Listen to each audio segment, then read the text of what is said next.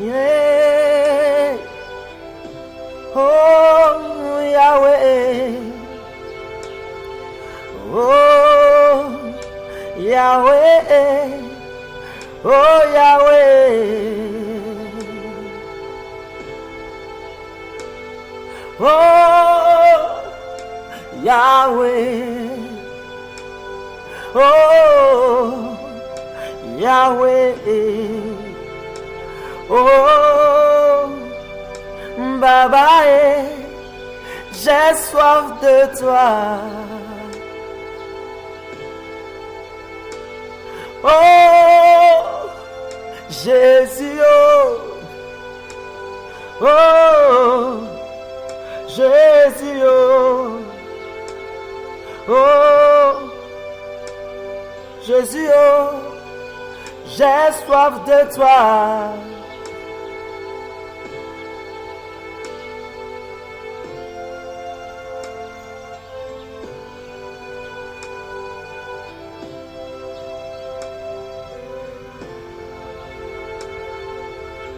Oh Yahweh, oh.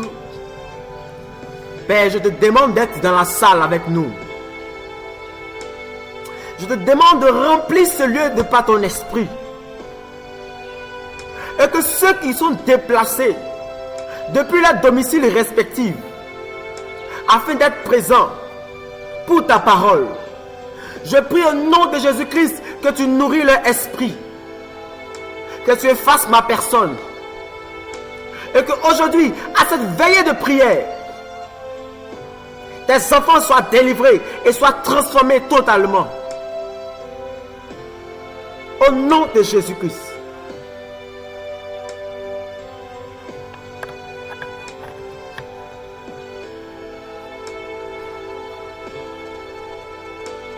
Oh, Yahweh. Oh, Yahweh, Yahweh, Yahweh, Yahweh, nous avons besoin de toi. Baba Fonkoro Shetina Kodo, Maire. Okaya bababa, okarebelese, matanta yanto kodo sheki na mamaba, broro sokodo seke, brara baba sheki na baba, lokodo sika ya mokodo sheke. Oh Jésus, oh Jésus, oh Baba Makaya moto banase brata ya makaya base kelebe sheki na kayanto lese yebele sita ya matoko dose hey kina masko do sheki na maranta rebele seki na torobo shika ya mama Jesus Jesus. Je me remplis de par ton esprit. Je me remplis davantage et davantage par ton esprit. Oh Kaya Baba. Viens oindre la parole qui sortira de ma bouche.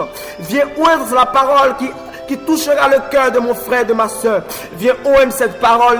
Baba Sokodose. Oh Jesus. Oh Jesus.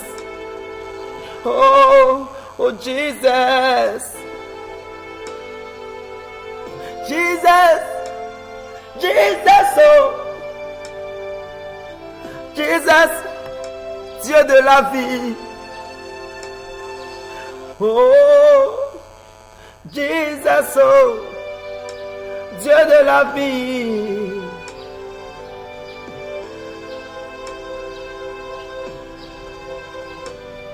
Jesus, Dieu de la vie.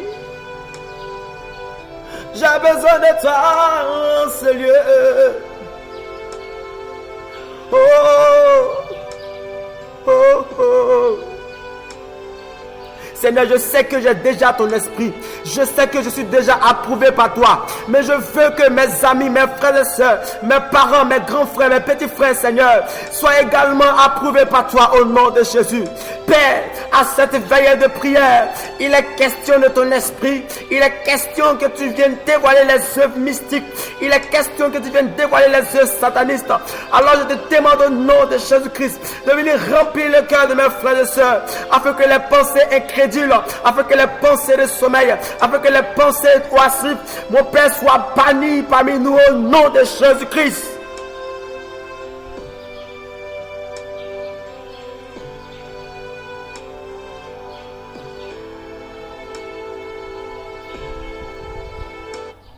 Alléluia. Peuple de Dieu, soyez bénis au nom de Jésus-Christ. Je pense que notre présence à cette veillée de prière n'est pas une chose au hasard. Et c'est grâce à Dieu que vous êtes présents ici. Et vraiment, je pense qu'il y a des gens dehors. Voilà, si on peut les aider à rentrer. On peut les aider vraiment à rentrer. Je pense que vous pouvez occuper la place du milieu. Je vais tenter de ne pas trop me déplacer.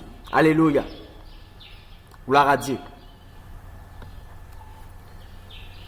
Donc, comme cela a été dit dans les annonces au niveau même de la radio, un peu partout, le démon de la masturbation et le démon de l'impudicité.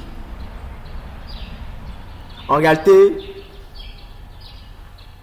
le thème de ma prédication est cela, le démon de la masturbation et le démon de l'impudicité.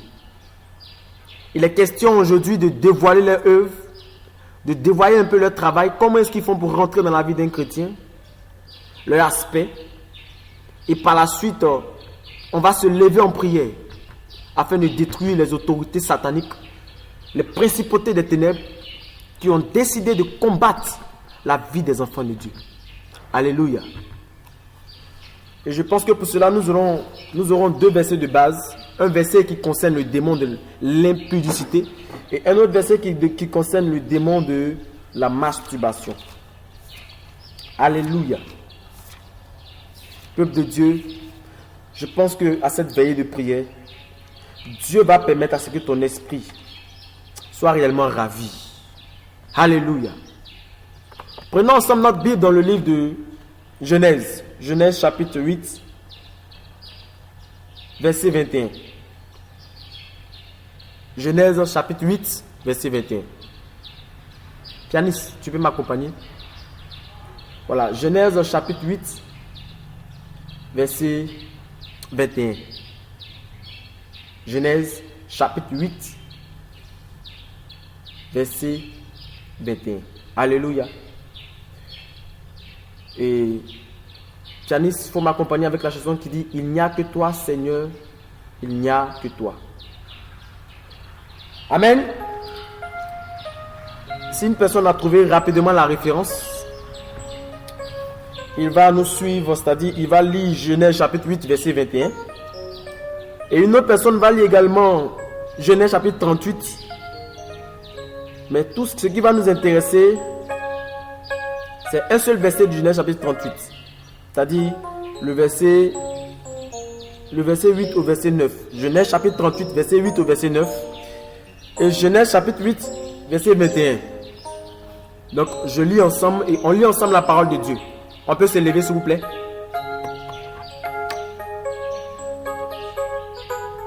Genèse chapitre 8, verset 31. L'Éternel perçut une odeur agréable et se dit en lui-même: je ne maudirai plus la terre à cause de l'homme, car l'orientation du cœur de l'homme est mauvaise dès sa jeunesse, et je ne la frapperai pas tous les êtres vivants comme je l'ai déjà fait. Alléluia. Genèse 38, verset 8 au verset 9. Lisons ensemble la parole de Dieu. Alors Judas dit à Onan: unis-toi à la femme de ton frère, remplis tes devoirs de beau-frère envers elle, et donne une descendance du moins à ton frère. Judas, c'est-à-dire Onan du moins, Onan, sachant que cette descendance n'allait pas être pour lui, perdait sa semence par terre lorsqu'il devait avoir des relations sexuelles avec sa belle-sœur, afin de ne pas donner de descendance à son frère. Alléluia.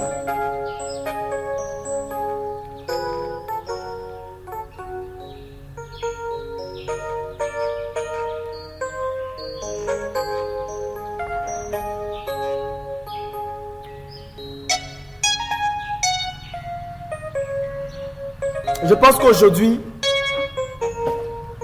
le Seigneur va faire quelque chose de grand. Dis Amen avec moi. Et vraiment, je veux que tu sois dans la révélation et tu puisses me comprendre dans mon raisonnement, dans le cheminement que le Seigneur me permet d'expliquer en cette soirée.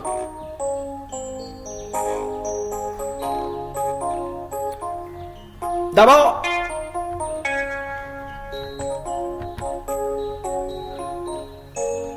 les œuvres du démon de la masturbation et du démon de l'impudicité.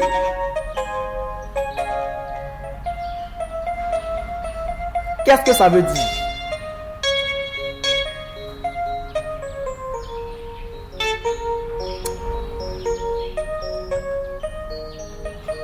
Avant de poursuivre, je vais vous présenter un peu l'aspect.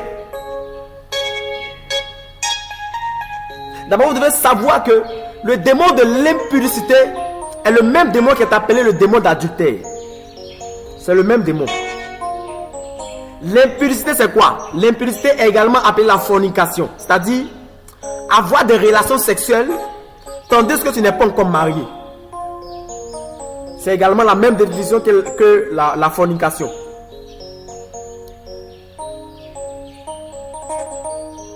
Et l'adultère, c'est avoir des relations sexuelles avec une autre femme qui n'est pas ta femme, tandis que tu es déjà marié. C'est-à-dire tu es marié avec une femme. Et au lieu d'avoir des relations sexuelles avec cette femme, tu laisses cette femme et tu t'en vas avoir des relations sexuelles avec d'autres femmes. Ou bien une autre femme. Ça, on appelle l'adultère. C'est le même démon, c'est le même esprit. Mais en fait, comme il change un peu, comme l'état dans lequel il travaille est un peu déphasé, ça fait qu'on lui a donné des noms. On lui a donné un nom qui est le nom de adultère. Sinon, lorsque une personne a des relations sexuelles et qui n'est pas encore mariée, c'est la même chose qu'une personne qui a des relations sexuelles avec une femme. C'est-à-dire avec une autre personne qui n'est pas sa femme, tandis qu'il est déjà marié. C'est la même chose. C'est le même péché, ça produit spirituellement. Mais c'est la forme du péché qui a changé. Mais c'est le même fond, c'est le même démon.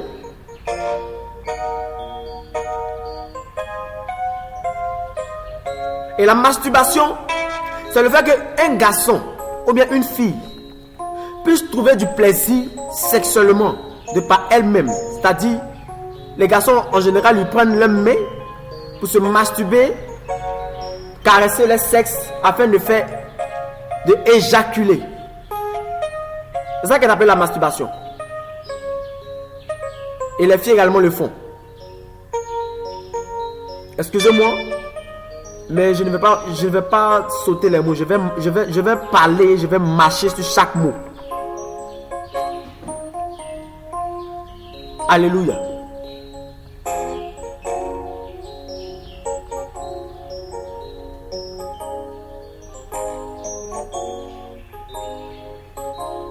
Maintenant, permettez-moi par la suite de vous présenter un peu l'origine de chaque démon. Comment est-ce que le démon de l'impudicité a été créé? Et comment est-ce que le démon de la masturbation a été créé?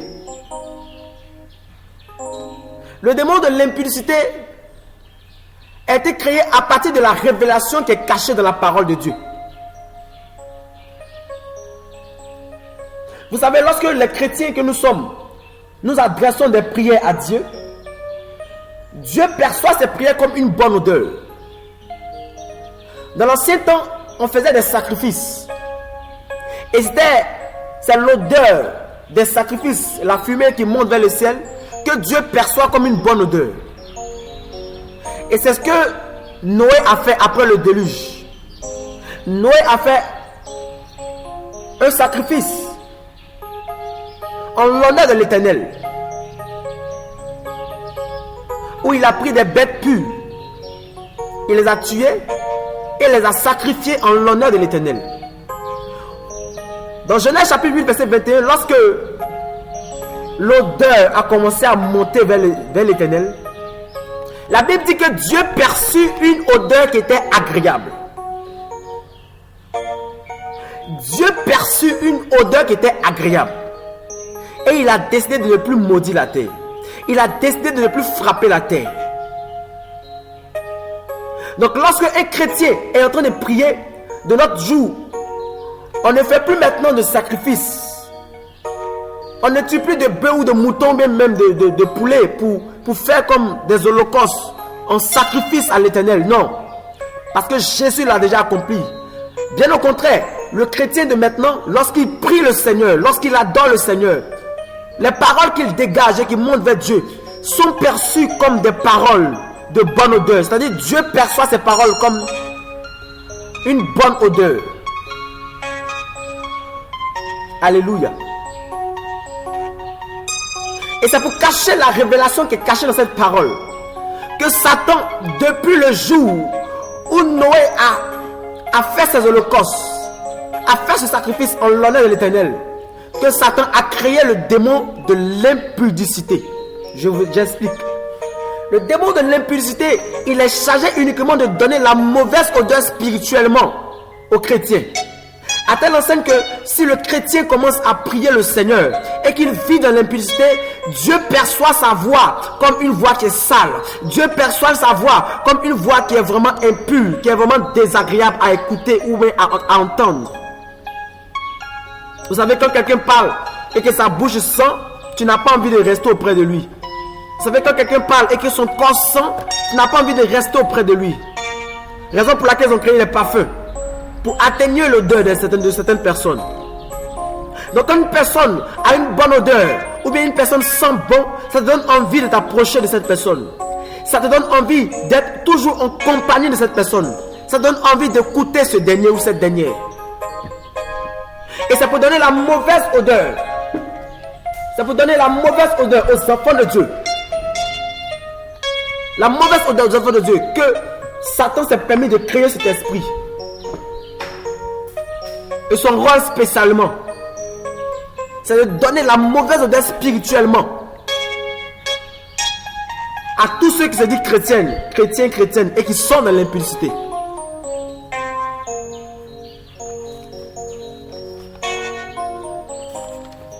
Vous savez, quelqu'un qui vit dans l'impudicité ne peut pas se cacher devant Dieu. Parce qu'il sent spirituellement. Quelqu'un qui vit dans l'adultère ne peut pas se cacher devant Dieu. Parce qu'il sent spirituellement. Alléluia.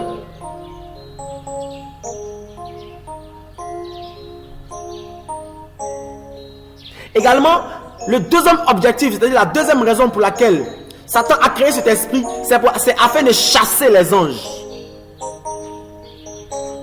Lorsque les anges protègent les enfants de Dieu, ça fait qu'il y a certains démons qui ne peuvent pas toucher la vie des enfants de Dieu. Mais si une personne elle vit dans l'impudicité, il y a des anges qui s'en vont. Il y a des grâces qu'il paie.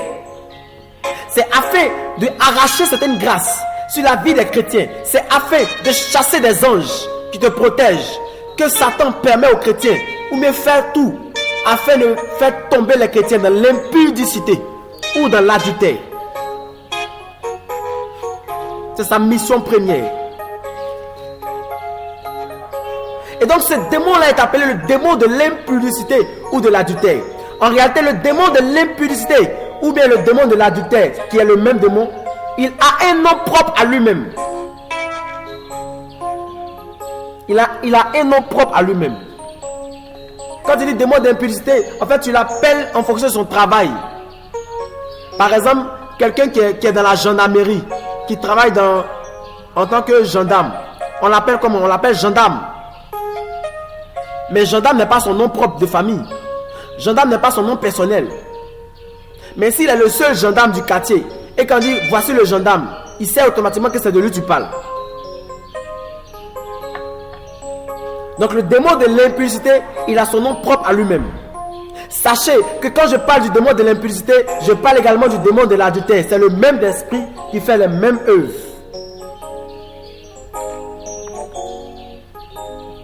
En ce qui concerne maintenant la présentation du démon de la masturbation et son origine, on vient de le lire également dans Genèse chapitre 8, Genèse chapitre 38 du moins, du verset 8 au verset 9. Là, il était question d'un garçon, l'enfant de Judas. Dieu a dit à l'enfant de Judas, non, pardonnez, Judas a dit à son enfant, qui s'appelait Onan, de donner naissance, de donner une descendance à son frère Er qui était mort. Parce que le frère Er, c'était le fils aîné, il était méchant et il était mauvais.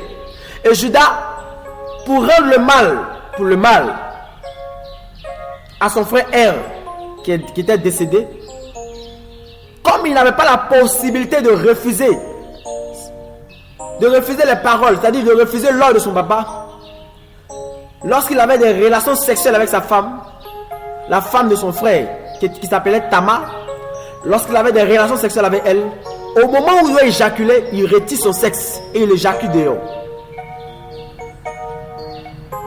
Donc la Bible a dit, il perdait sa semence à terre.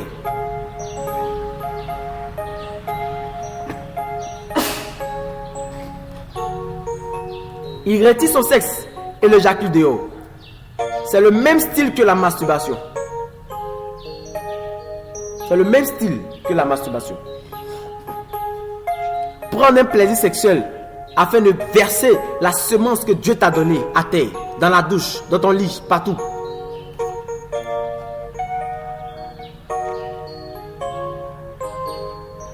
Et le jour où Onan a versé sa semence à terre,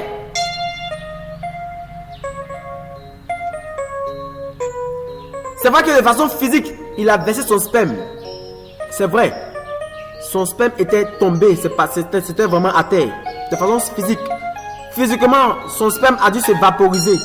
Mais spirituellement, son sperme contient un élément qui est capable de créer des hommes. Qui est capable de créer des êtres vivants. Son sperme contient un élément qui peut créer. C'est ça qu'on appelle la semence de l'homme. L'identité personnelle de Onan. C'est-à-dire ce qui permet de caractériser Onan. Parce que le sperme contient tous les attraits, c'est-à-dire tous les chromosomes et toutes les parties de l'homme.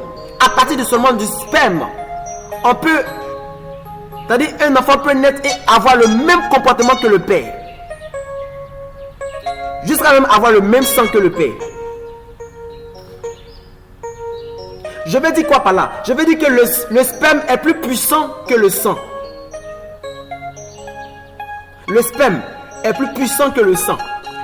Parce que à partir du sperme, le sang peut être créé. Alléluia. Et lorsque Onan a versé sa semence, il a perdu sa semence à terre. Satan a vu que cette semence qu'il a versée contenait le potentiel ou avait la capacité de créer quelque chose. Si on unissait ce sperme avec une autre chose, à ce moment-là, il avait besoin d'un démon pour aller recueillir ce sperme.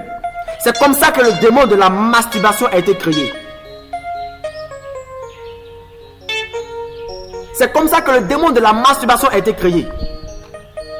Et donc le démon de la masturbation est un démon qui est chargé de collecter du sperme et de l'envoyer à Satan.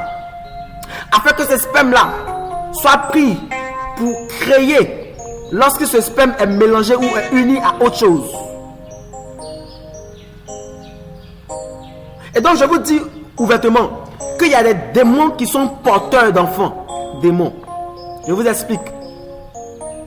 Lorsque un garçon ou une fille se masturbe, lorsqu'un garçon se masturbe, sa semence, c'est-à-dire son sperme qu'il a versé peut-être dans la douche ou bien peut-être au maquis, peut-être dans un WC, il y a un démon qui vient récolter ce sperme.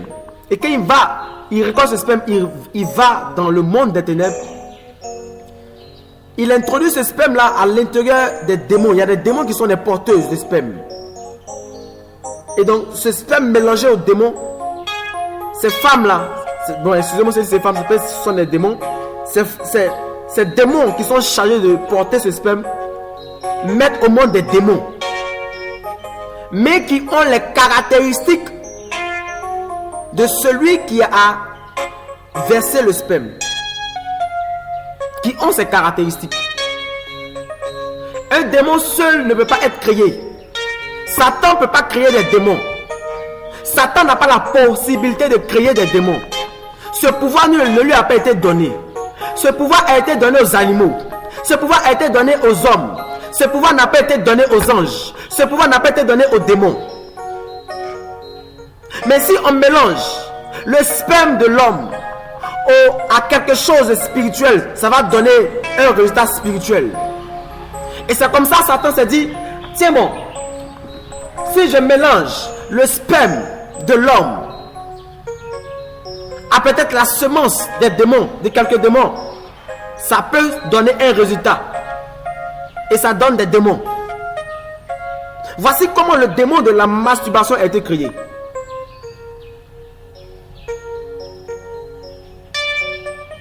Alléluia. Donc faites bien attention. Votre sperme va où? Après une relation sexuelle. Également, il est très important de faire bénir ton mariage. Ou bien de faire bénir un mariage à l'église. Parce que lorsque un mariage était béni à l'église, et que monsieur et madame vont ensemble au lit, s'il y a du sperme qui est versé, aucun démon ne peut le toucher. Parce que c'est un mariage qui était déjà béni. Donc tout ce qui est dans le corps du marié et de la mariée est déjà béni, est déjà sanctifié. Donc c'est inutilisable pour le diable. Par exemple, lorsqu'on va à l'église et qu'on donne des offrandes, des collectes les dimanches, du moment qu'on a béni cette offrande, ce n'est plus une offrande normale. C'est une offrande qui a été consacrée à l'œuvre de Dieu, ou bien pour l'œuvre de Dieu. Donc Satan ne peut plus toucher cette offrande-là. Mais lorsqu'elle n'est pas encore bénie, Satan peut toucher. Des démons peuvent toucher. Mais quand quelque chose est consacré à Dieu, on ne peut plus toucher. Donc si tu as fait une dot, tu as fait le mariage à la mairie, et que tu n'es pas encore venu à l'église pour bénir ton mariage, pour qu'un homme de Dieu puisse prier pour ton mariage et bénir ton mariage, bénir cette union, il faut savoir que lorsque ton sperme versera, ta semence sera prise pour aller récolter des démons, parce qu'elle n'a pas encore été bénie. Dieu n'a pas son gage sur ton sperme. Il est très important.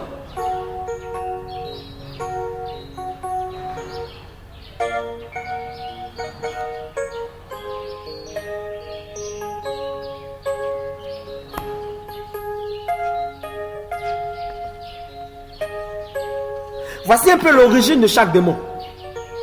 L'origine de chaque esprit. Maintenant, quels sont leurs objectifs? Je vais commencer d'abord par l'objectif du démon de la masturbation. Lorsque le Seigneur a ouvert mes yeux et que j'ai vu ce démon pour la première fois, j'ai failli avoir peur. Parce qu'il est très vilain. Il est très vilain.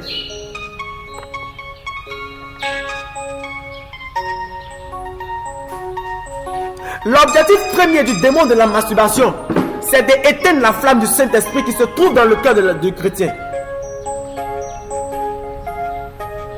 Le premier objectif, la raison pour laquelle le démon de la masturbation attaque les chrétiens, c'est d'effacer les traces du Saint-Esprit, la flamme intérieure du Saint-Esprit qui se trouve dans le cœur du chrétien. C'est tout son rôle qui est là. C'est d'éteindre la flamme du Saint-Esprit dans le cœur du chrétien. Tant que le démon de la masturbation n'est pas encore parvenu à éteindre la flamme du Saint-Esprit dans le cœur du chrétien, il ne s'arrête pas. Il continue, il ne s'arrête pas.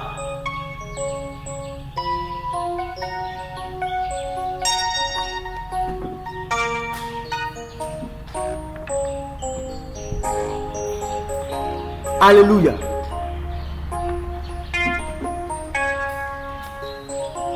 Et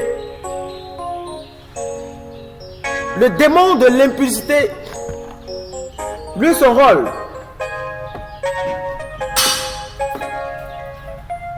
premier, c'est de donner une mauvaise odeur aux chrétiens.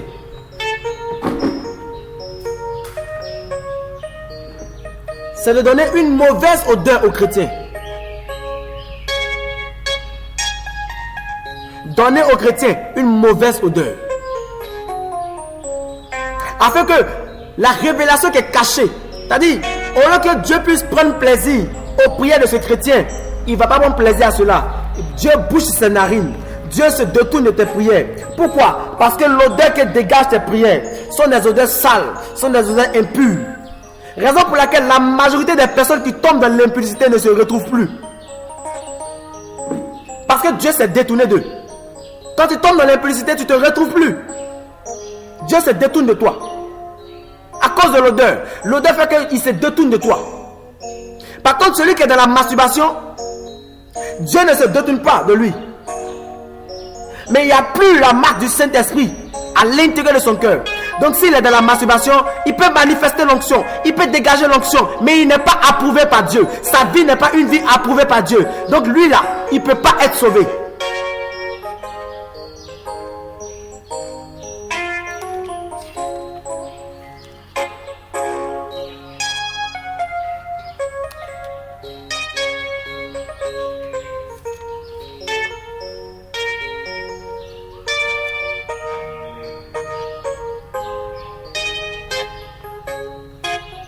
Alléluia. J'aimerais dire une dernière chose. Le démon de la masturbation, c'est un démon qui est imposant. Il est en forme. Et il ressemble un peu au poisson silu. Si vous avez déjà vu le poisson silu, c'est à peu près comme ça il est. Mais il n'est pas en forme poisson. C'est-à-dire, le poisson silu, prenez le poisson silu comme c'était un homme qui était arrêté. Un homme arrêté en poisson silu. Il est très très vilain. Il est très vilain. Je ne sais pas comment je peux vous décrire sa laideur. En tout cas, même l'homme le plus vilain de la terre est 10 000 fois plus joli que lui. De la même manière que nous les hommes, nous transpirons de la sueur, ou bien nous transpirons des gouttes d'eau, parce que la sueur est d'origine de l'eau que nous consommons. Lui, ce démon-là, le démon de la masturbation, lui, il transpire le sperme. Il se nourrit du sperme. Il digère le sperme. Et il boit le sperme. Sa vie est caractérisée par le sperme. Sa forme est remplie de sperme. Sa chair en lui est tout en lui remplie de sperme. Lorsqu'il se déplace, derrière lui, ce sont des bouts de sperme vraiment qui sentent mauvais. Une odeur vraiment difficile à décrire, cette odeur. Je n'ai pas encore senti cette odeur physiquement. Mais lorsque le Seigneur ouvre mes yeux pour que je puisse voir toutes ces choses, c'est difficile à supporter, humainement parlant. Si l'Esprit de Dieu n'est pas avec toi, tu ne pourras pas supporter ce genre de vision.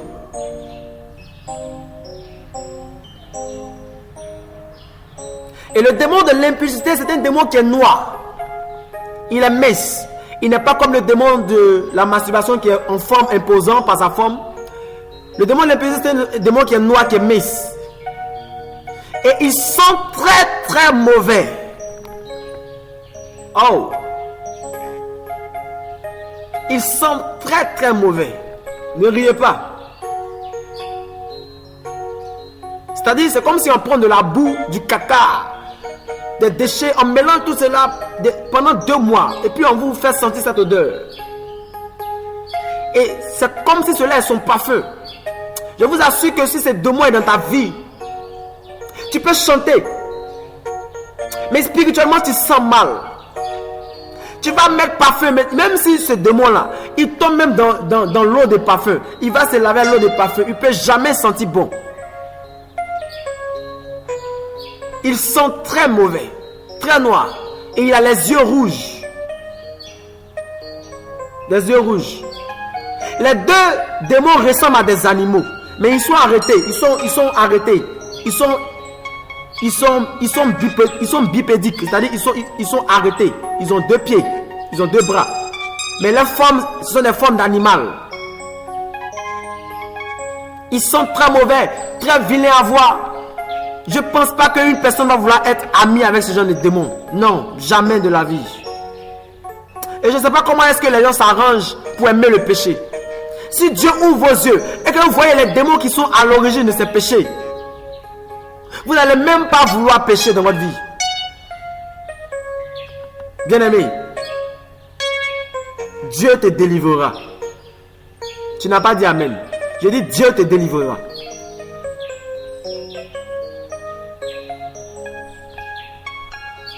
Maintenant, comment est-ce que ces démons travaillent? Comment est-ce que ces démons travaillent?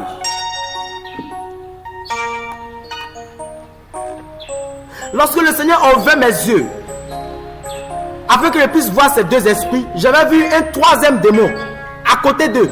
Il était très petit et il avait comme une queue. Ses mains, il n'a pas de mains, mais ses mains sont comme des sabots et ses pieds également sont comme des sabots. Il avait un peu près les poils du cabri sur son corps. Et il avait à peu près comme une queue qui est remplie de cailles. Et le Saint-Esprit m'a dit, tu vois cet esprit, ce petit esprit qui est là, ce petit démon. C'est grâce à ce démon que le démon de la masturbation et le démon de l'impulsité arrivent à rester longtemps dans un corps. C'est grâce à ce petit démon-là. Mais je vous assure, quand vous voyez ce démon, vous n'avez pas l'impression que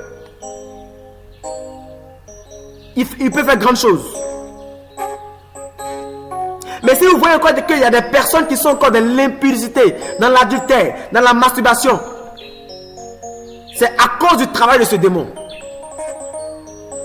Je vais vous expliquer son travail. Lorsqu'il y a des démons au Seigneur, cet esprit s'appelle comment? Il dit, c'est un démon de culpabilité. Un démon de culpabilité. Il ressemble à un animal. Mais il parle beaucoup. Il parle beaucoup. Et le Saint-Esprit est en train de m'enseigner un peu sur comment est-ce qu'il travaille, sur comment est-ce qu'il fait, sur comment est-ce que ce démon travaille. Le Seigneur m'a dit, lorsque le démon de l'impulsité ou bien le démon de la masturbation est arrivé à entrer dans un corps, il est vrai que le chrétien va aller à l'église.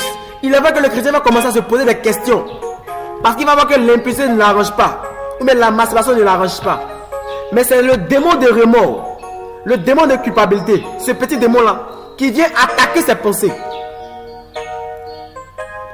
Ce démon attaque ses pensées.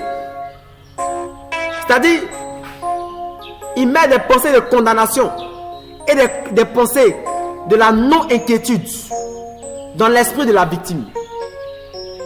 Par exemple, ce démon-là, lorsque le chrétien veut se repentir pour se relever, ce démon parle aux pensées, à l'esprit de la victime et dit à cette personne,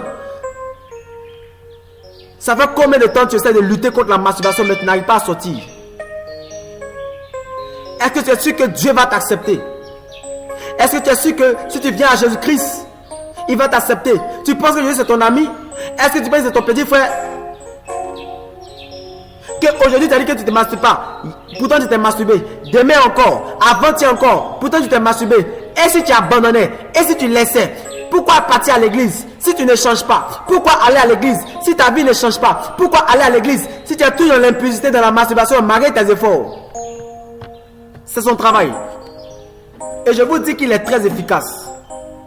Il est très efficace. Tant qu'il n'a pas encore convaincu les pensées de sa victime, il peut rester avec la victime pendant près de 2 mois.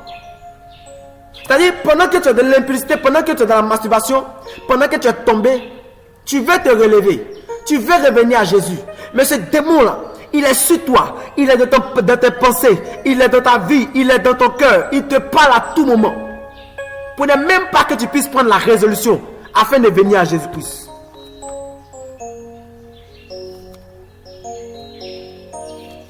Et le Saint-Esprit m'a dit, dis à mes enfants que je ne suis pas mauvais. Que lorsque un de mes enfants vient à moi, sachant toutefois qu'il est toujours dans le péché, s'il m'ouvre son cœur, je vais le délivrer. Je ne suis pas mauvais. Et je vous dis à vous qui êtes venus à cette veillée ce soir, Jésus me dit de vous dire qu'il n'est pas mauvais. Si tu es encore en vie, c'est qu'il veut te pardonner. Donc je ne sais pas combien de fois tu es tombé, combien de paroles tu as dit à Jésus-Christ, ou bien combien de promesses tu as fait à Dieu et que tu n'as pas tenu. Mais il faut revenir. Fais comme l'enfant prodige. Fais comme l'enfant prodige. L'enfant prodige a dit, j'irai. Il a pris la résolution de partir vers son père. Il a dit, j'irai vers mon père. Je lui demanderai pardon. Je vais lui demander pardon. Et le démon de culpabilité, il est chargé de tuer cette pensée critique dans le cœur de la personne.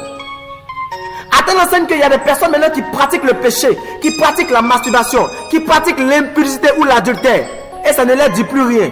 Le démon de culpabilité a tué la conscience naturelle, qui est appelée le discernement naturel, que Dieu a installé, a mis dans le cœur de chaque chrétien. Et tant que le démon de culpabilité n'a pas tué cette conscience-là, il n'arrête pas son travail.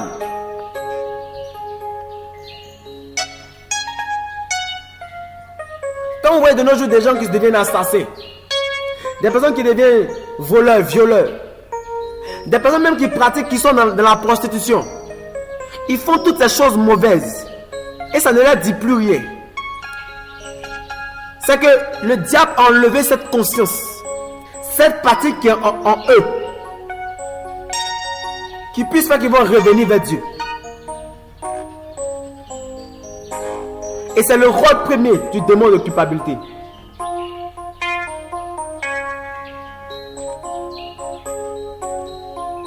C'est le rôle premier du démon de culpabilité.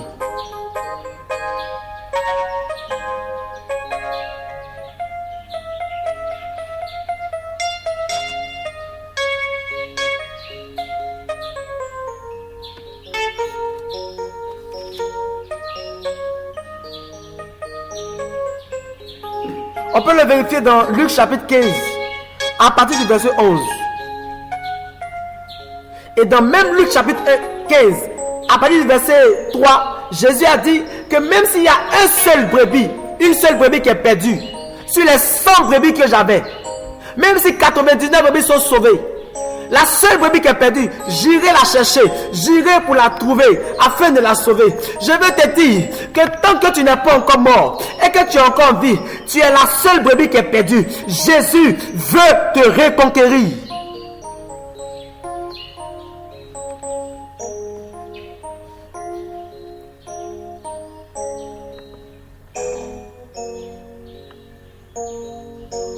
Maintenant, comment est-ce que le démon de la masturbation, de l'impudicité travaille? Je viens déjà d'expliquer le travail du démon de remords, celui qui est appelé le démon de la culpabilité. Comment est-ce que le démon de l'impudicité maintenant travaille? D'abord, commençons par le démon de la masturbation. Le démon de la masturbation travaille par la télépathie. On appelle ça la pensée télépathique. C'est utilisé également en sorcellerie. C'est ce que les sorciers utilisent pour pouvoir communiquer entre eux, par des pensées télépathiques. C'est à base d'envoûtement.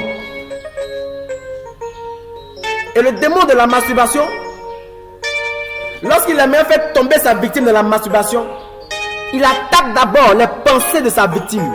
Il attaque d'abord le centre critique à partir duquel la personne réfléchit dans son cerveau, dans son esprit, et il condamne telle chose ou bien il ne condamne pas telle chose. Le centre critique de ton esprit, là où tu commences à réfléchir, il attaque ton cerveau. Il fait tout pour posséder tes pensées. il fait tout pour posséder tes pensées. Le démon de la masturbation. Si le démon de la masturbation parvient à maîtriser les pensées de sa victime, alors c'est qu'il peut manipuler le corps de sa victime. S'il parvient à maîtriser les pensées, s'il parvient à maîtriser tes pensées, il pourra maîtriser tes désirs. Il pourra maîtriser ton corps. Parce que ce qui produit le désir dans le corps d'une personne, ce sont ses pensées. Et le démon de la masturbation fait tout pour posséder ses pensées. Donc il procède par des envoûtements,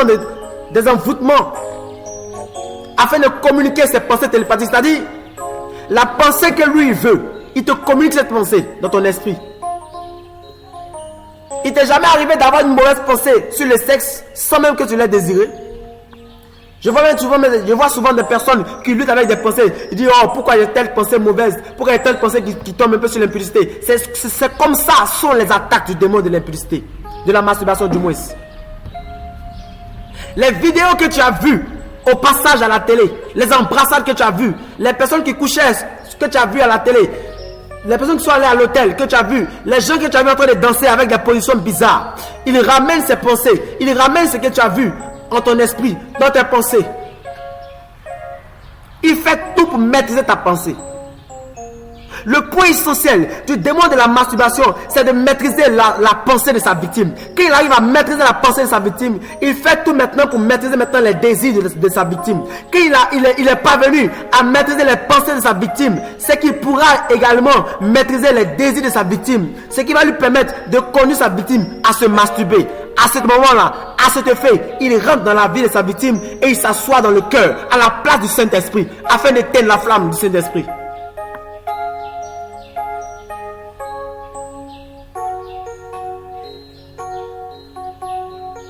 Et en général, ceux qui sont en train de tomber dans l'impudicité, du moins dans la masturbation, ils sont en train de faire un combat perpétuel dans leur esprit. Et le Saint-Esprit, comme il est à l'intérieur de leur cœur, il fait battre ton cœur. Pendant que tu es en train de combattre les pensées qui te proviennent du démon de l'impudicité, le Saint-Esprit fait battre ton cœur pour te faire savoir qu'il est là, pour te faire savoir que ça le dérange, pour te faire savoir qu'il ne faut pas céder. Mais combien de chrétiens tombent facilement? Combien de chrétiens sont entrelacés par les liens de ce démon?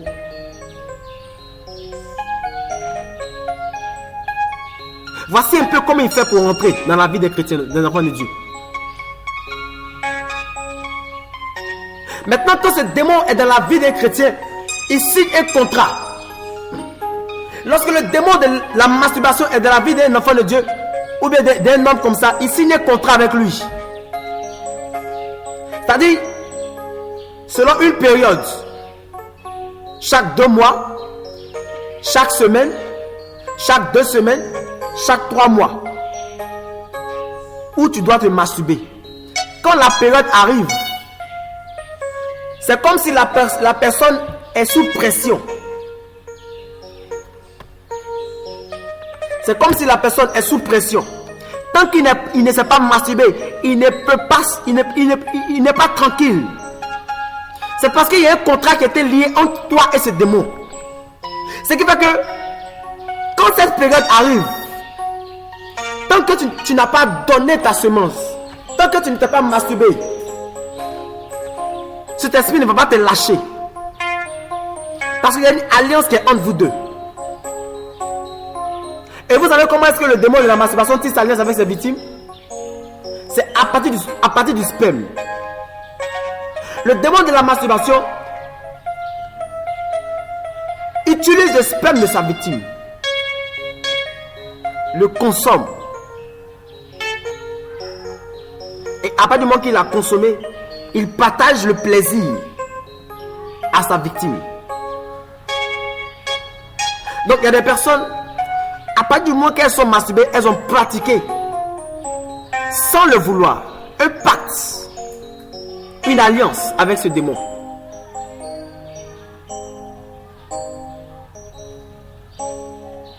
Un pacte, une alliance avec ce démon.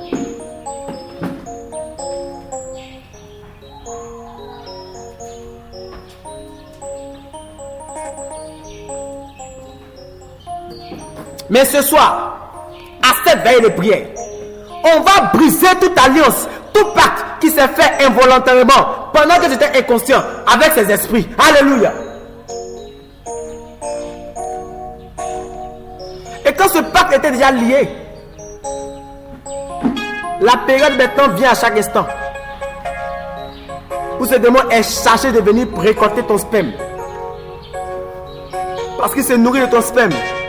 Et il doit envoyer ton sperme également au diable, afin de fabriquer des démons.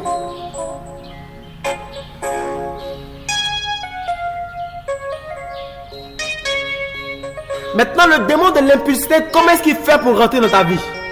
Le démon de l'impulsité, il procède par tes amis. Il procède par ton entourage. La Bible a dit, les mauvaises compagnies corrompent les bonnes mœurs. Lorsque quelque chose est corrompu selon la Bible, ça veut dire que le péché est rentré à l'intérieur. Lorsque quelque chose est corrompu selon la Bible, ça veut dire que le péché est rentré dedans. Tant que le péché n'est pas rentré dans quelque chose, on ne parle pas de corruption.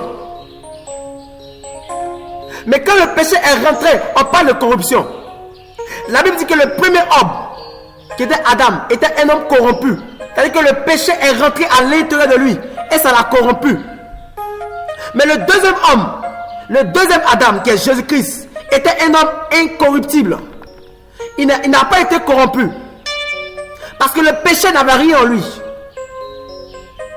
Tant que tu n'es pas encore tombé dans l'impulsité, tu n'es pas encore corrompu selon Dieu.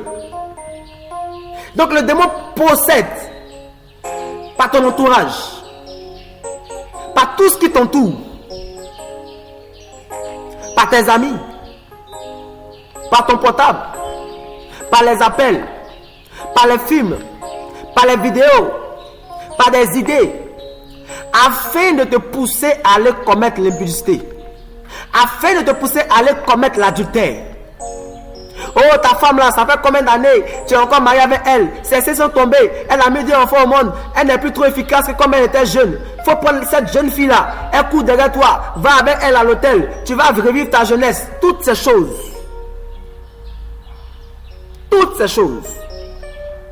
afin de te faire fléchir, afin de te faire tomber. Pourquoi? Parce que ce démon veut se sentir à l'aise.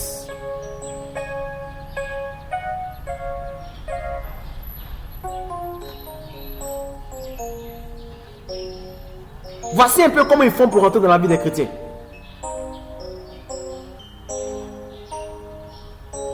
Et lorsqu'ils sont déjà rentrés dans ta vie,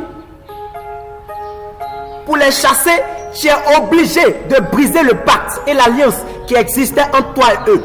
Donc souvent, quand vous faites les délivrances, esprit d'impudicité sort, démon d'émancipation sort, mais il faut d'abord briser l'alliance. Tu dois d'abord briser l'alliance qui existait entre la personne et cet esprit. Il faut que la personne pour laquelle tu es en train de prier décide et accepte de renier la puissance et les aspects de ce démon. Sinon, tant que tu vas prier pour la personne et que la personne va partir, elle va toujours retomber dans sa vie d'impudicité. 2 mois après, 2 semaines après le temps de prière, la veille de prière, ou la croisade, ou bien le camp de prière, la personne va retomber encore dans son même tempérament de masturbation. Parce qu'il y a déjà eu une alliance qui était déjà scellée. Donc l'époque, le jour, la semaine destinée, précise, le démon va revenir encore avec ses mêmes aveux. Et la victime, ou bien le fidèle, ou bien le chrétien va retomber encore là-dedans. Et il y a des chrétiens ou bien des hommes de Dieu qui prêchent la parole de Dieu, qui prient, ils pensent qu'ils sont délivrés du démon de la masturbation. Et après, lorsque le démon de la masturbation vient, 2 ou 3 semaines après, ou bien 1 mois après, ça correspond à leur temps de faiblesse. Ça correspond au moment où ils ne sont plus trop dans la prière. Et ils se masturbent. Après, ils reviennent encore pour demander pardon. Après, encore 2 mois après, ils se masturbent. Après, encore, ils reviennent encore pour demander pardon. Après, 1 mois encore, ils se masturbent. Mais mon frère, si tu veux être délivré sincèrement de ce démon, il faut briser le pacte qui existait entre toi et ce démon. Il faut briser l'alliance. Il faut renier et refuser maintenant le plaisir que ce démon te donne.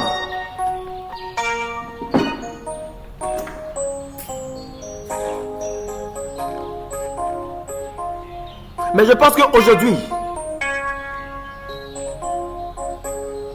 nous serons tous délivrés au nom de Jésus.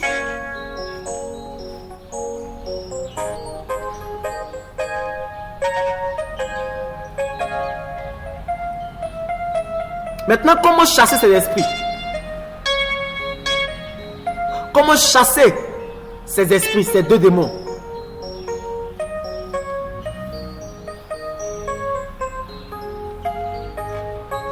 Quand j'ai posé cette question au Seigneur,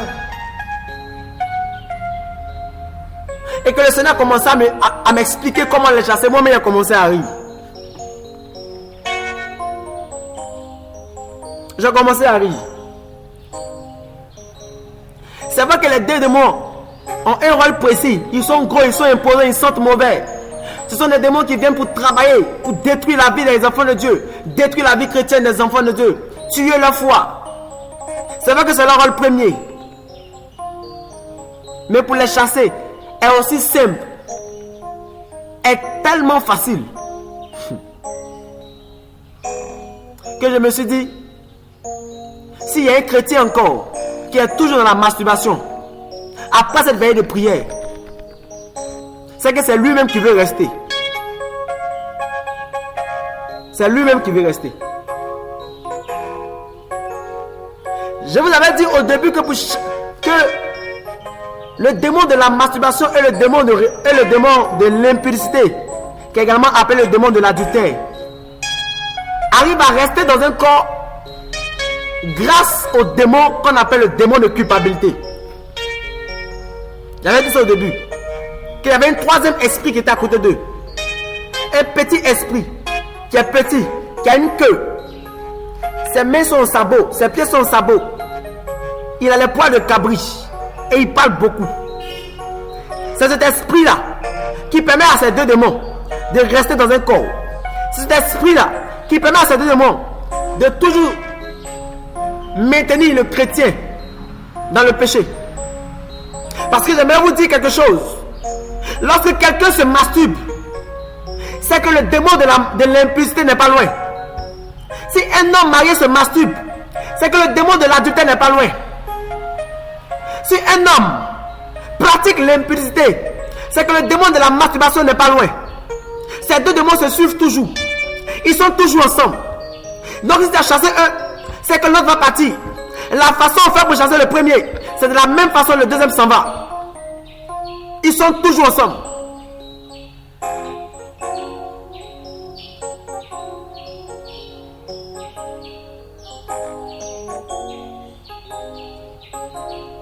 Pour chasser ces deux esprits, il faut attaquer le démon de remords. Il faut attaquer le démon de culpabilité. Il faut briser ses œuvres. Dans le livre de Matthieu, lorsque Jésus avait dit qu'il fallait qu'il parte à Jérusalem afin d'être crucifié, la Bible dit que Pierre est venu voir Jésus et a dit à Jésus-Christ, ne dis pas ce genre de paroles. Et Jésus a dit à Pierre, arrière de moi Satan, car tu as des pensées humaines. Le même Pierre qui a dit à Jésus-Christ qu'il est le Fils de Dieu, et Dieu a dit, c'est le Saint-Esprit qui parle au travers de toi. C'est au même Pierre que Jésus a dit que Satan est en train de parler au travers de toi.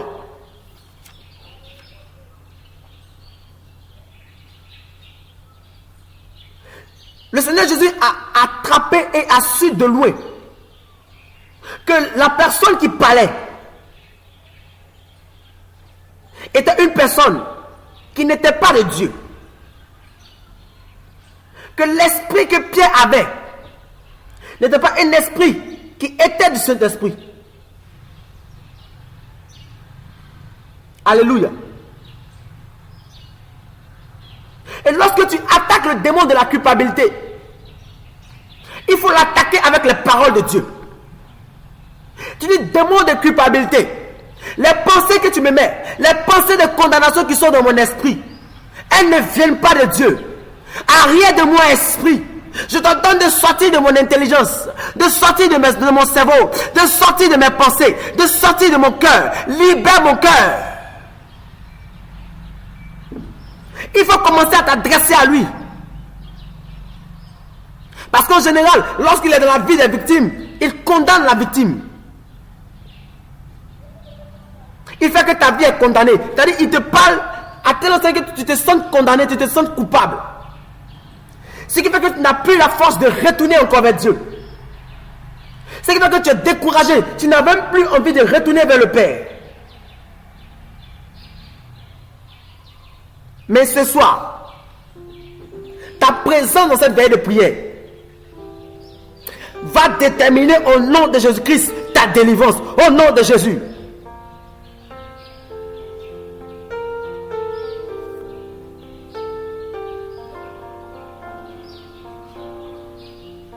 C'est ce démon d'abord qu'il faut attaquer. Ce démon qui condamne la pensée ou les pensées du chrétien. Il faut attaquer ce démon. Tu l'attaques en parole. Tu dis, esprit de culpabilité, j'ordonne que tu dépossèdes mon esprit. Lâche mes pensées. Le Fils de l'homme est apparu afin de détruire les œuvres du diable. Il est apparu afin de détruire les œuvres du diable dans toute son immensité. Le Fils de l'homme est venu détruire tout ce qui appartient aux ténèbres. Toi, démon de culpabilité, tu appartiens aux ténèbres. Je détruis tes œuvres. Je détruis tes œuvres et je brise ta semence de mon corps. À partir de maintenant, je ne suis plus condamné. Je vais retourner à mon Jésus. Je vais retourner à mon Dieu comme l'enfant prodige et je serai accepté par Jésus-Christ. Et je serai accepté par le Père. Et il m'acceptera.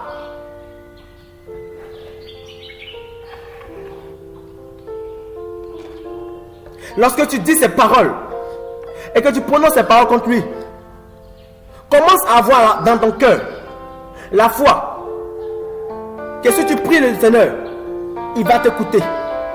Que si tu pries l'Éternel, il va t'exaucer. Comme l'enfant prodige dans Luc chapitre 15. Il a dit, j'irai.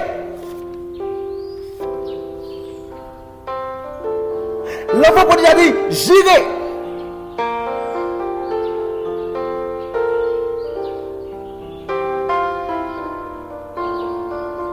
L'enfant prodige a dit, je vais retourner vers mon père.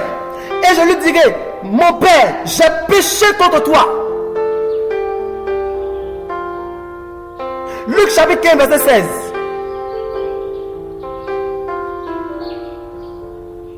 Il dit, je vais retourner vers mon père. Et je vais dire à mon père, j'ai péché contre toi, mon père. Le démon de culpabilité, il ne veut même pas que tu retournes vers l'Éternel et que tu dises à l'Éternel que tu es péché. Mais aujourd'hui, si tu entends ma voix, je te dis, lève-toi de là où tu es. Lève-toi de là où tu es.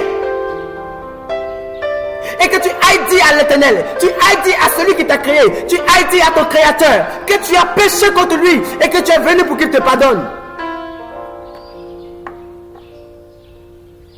Quand tu vas commencer à faire cela, le démon de culpabilité va se sentir menacé et il va fuir.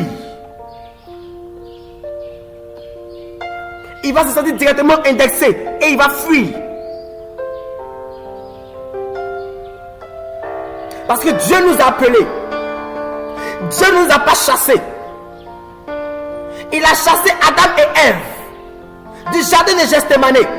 Mais il n'a pas chassé Jésus du paradis. Dieu a chassé Adam et Ève du jardin de Gethsémane. Dieu a chassé Satan du paradis. Mais il n'a pas chassé Jésus du paradis. Donc si tu retournes à Dieu au nom de Jésus, il va t'accepter. Si tu répars vers Dieu au nom de Jésus, il t'acceptera.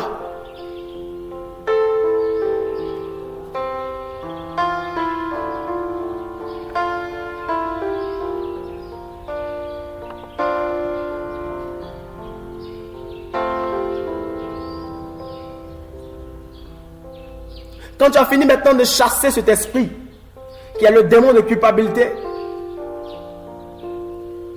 Il faut maintenant te retourner contre le démon d'impudicité qui est dans ta vie.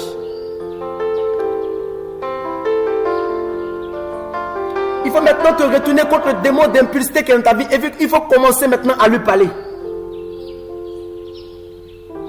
Dis à ce démon que tu n'es plus condamné. Que c'est avant que tu étais condamné. Mets ce démon à sa place. Dis à ce démon que l'alliance qui existait entre toi et lui est brisée. Que maintenant, tu tisses alliance avec Jésus. Dis à ce démon que le pacte qui existait dans le passé, depuis l'instant jusqu'à maintenant, est brisé, est détruit. Que tu ne reconnais plus ce démon dans ta vie. Qu'il parte. Dis à ce démon que tu réunis ses droits, que tu réunis son plaisir, que tu réunis tout ce qu'il t'a donné comme faveur. Il n'est qu'à reprendre tout. Que tu vas tisser maintenant alliance avec Jésus-Christ.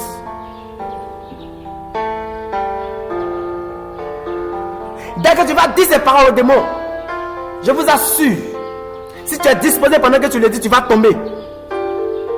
Si tu es disposé pendant que tu le dis, tu vas sentir quelque chose sortir de toi. Si tu es disposé pendant que tu le dis, tu vas sentir quelque chose te libérer à l'instant. Dis à ce démon que tu es un fils de Dieu, que tu appartiens au paradis. Tu appartiens à la troupe des enfants de Dieu, du vrai Dieu. Rappelle-lui sa position et ordonne à ce démon de sortir de ta vie au nom de Jésus. Si tu l'as fait une fois et que tu constates qu'il n'est pas encore parti, prends un jour de jeûne, fâche-toi contre ce démon et menace-le, il sortira. Si tu as fait un jour de jeûne il ne va pas, prends 2 jours de jeûne, prends 3 jours de jeûne. Au 3e jour, il partira. Quand il va voir réellement que tu es dans ton sérieux.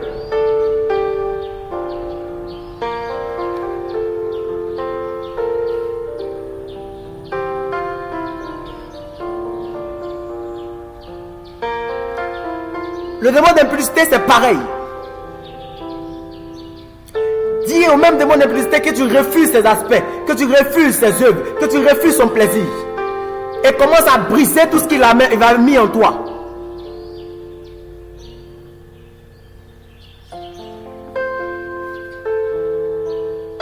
Maintenant, j'aimerais spécifier quelque chose sur le démon de masturbation.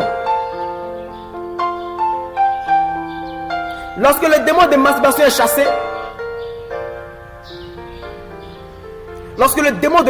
est chassé, deux semaines après, il revient.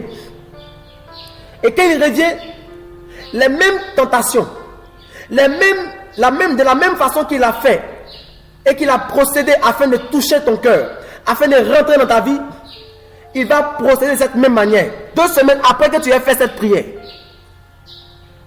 Mais lorsque 2 semaines après, tu commences à sentir ces différents aspects, ces différentes tentations qui te proviennent du démon de la masturbation, il faut répéter les mêmes paroles pour lui dire cela.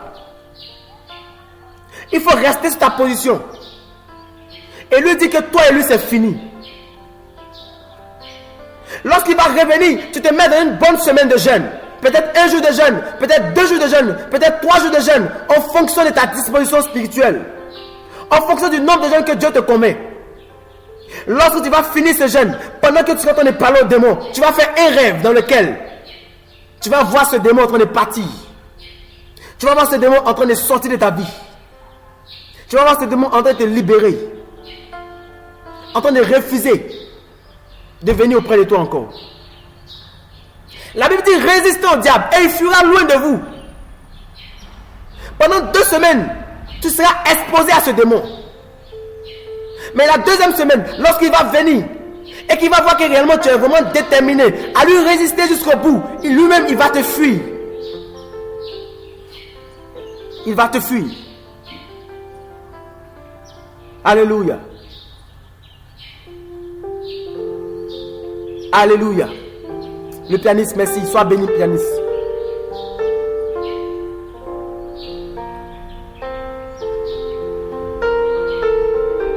Maintenant, voici une erreur que les chrétiens ont l'habitude de faire.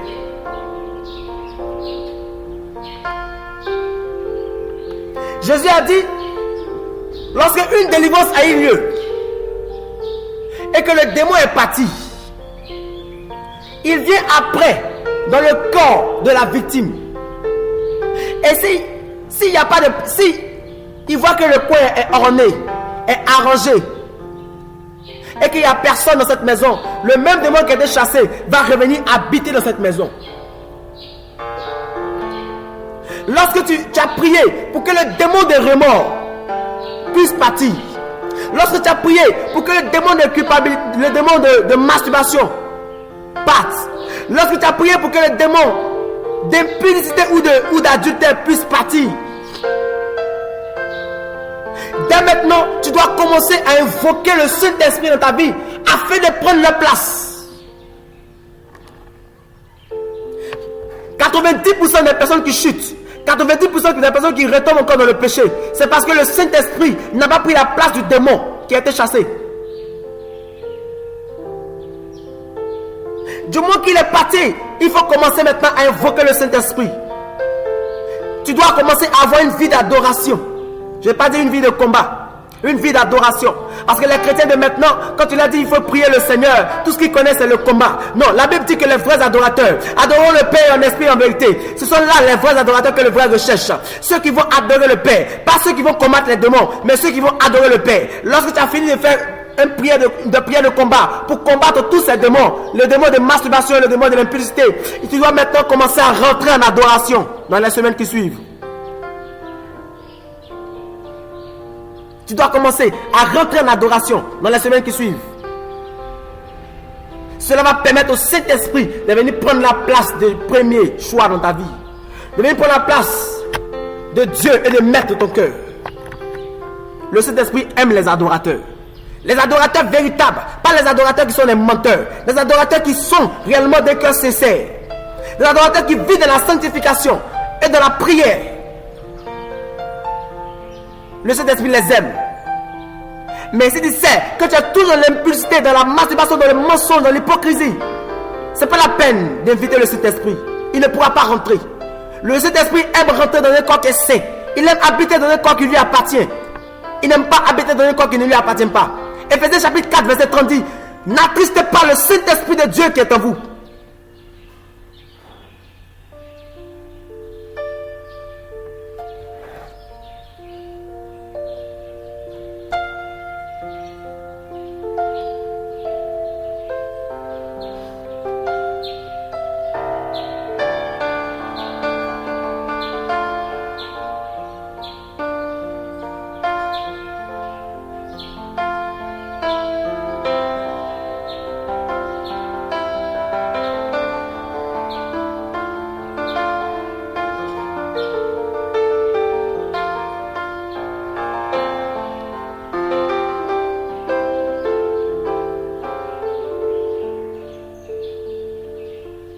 Lorsque tu as chassé tous ces esprits, il faut rester en prière et demande toujours la grâce à Dieu afin de toujours demeurer dans ses voies, dans le jeûne, dans la prière, dans l'adoration. Tu vas voir, ils ne reviendront plus jamais. Ces deux esprits ne reviendront plus jamais dans ta vie. Alléluia. Alléluia.